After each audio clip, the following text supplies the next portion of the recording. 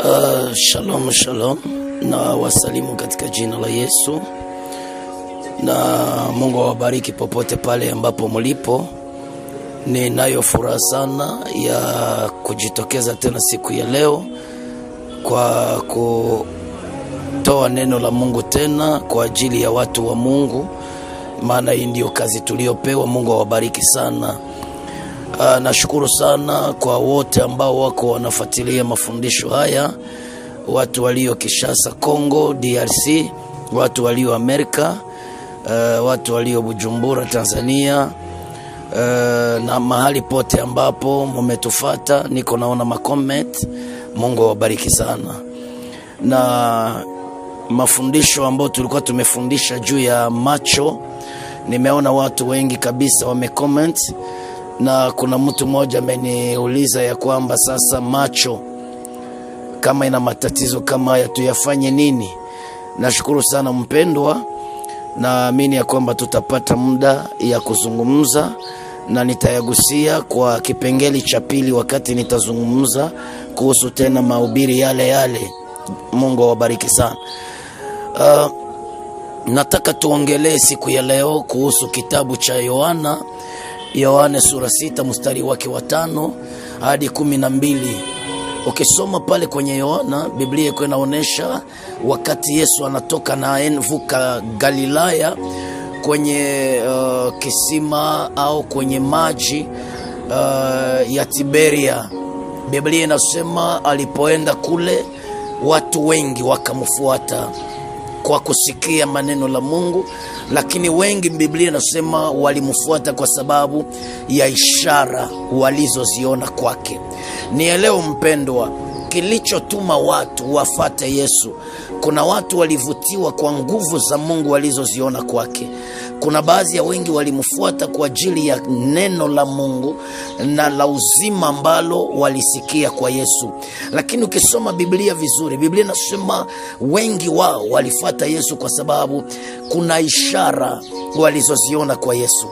Na njoo ulimwengu ya leo, watu wakiona kitu kwako watakuja wengi, lakini wasipoona kitu kwako hautaona hata mmoja. Nikusema katika ulimwengu wa sasa, sio katika ulimwengu wa zamani.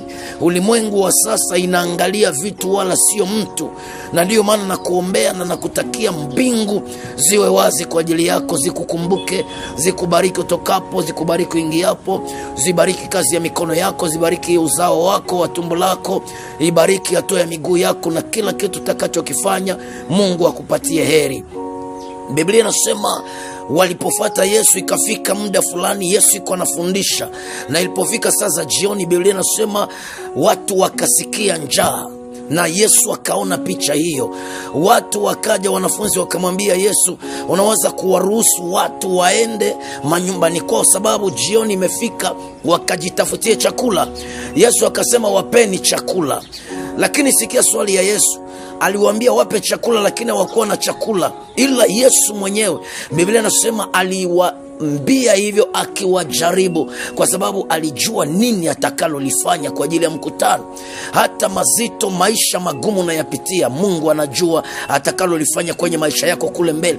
Hapana kata tamaa, na usikatishwe tamaa na mtu yoyote, maana maisha leo sio ya kesho. Anayebariki, anayeinua, anayekuza ni Mungu. Hata wengine unawaona wanaendelea, usikate tamaa, siku yao imefika. Shukuru Mungu kwa sababu Mungu amewatendea mema, wamebarikiwa katika hatua zote ambazo unazoziona, maana na wewe kesho yako inakuja ambayo itakuwa ya heri. Usiwe na wivu ya baraka ya mtu, lakini unapoona mtu anabarikiwa, shukuru Mungu na kumsifu Mungu na kumtakia wema. Biblia inasema ya kwamba akamwambia Filipo, unaweza wapatia watu chakula? Filipo akasema mikate ya dinari 200 haitawafanya kitu hao watu.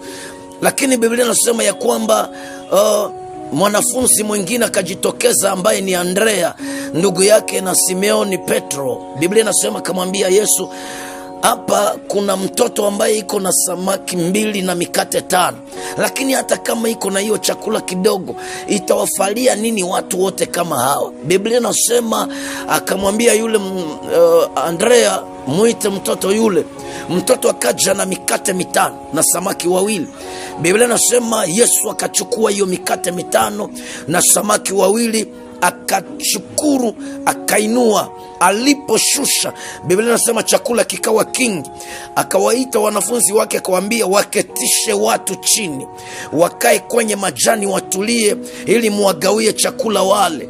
Bien-aime, na shukuru sana. Kuna kitu ambacho nimefunzwa kwenye maandiko matakatifu haya. Mungu atujalie tuwe na moyo kama wanafunzi wa Yesu.